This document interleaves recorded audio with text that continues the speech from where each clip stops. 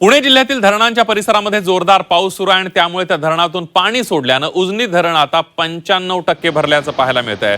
उजनी धरणातून पूर नियंत्रण करण्यासाठी 10,000 क्युसेक वेगानं भीमा नदी पात्रामध्ये पाणी सोडण्यास सुरुवात झाली आणि त्यामुळे भीमा नदीकाठी सतर्कतेचा इशारा देण्यात आलेला आहे। उजनी धरण व्यवस्थापनाकडून हा इशारा देण्यात आलेला आहे।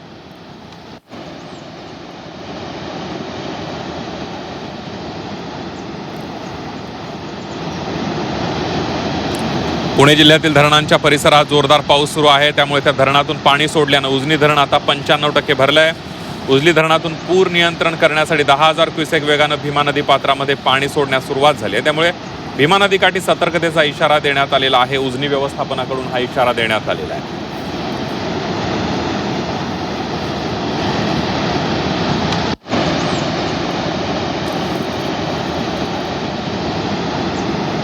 पुणे जिल्ह्यातही मागच्या आठवडाभरापासून जोरदार पाऊस सुरू आहे।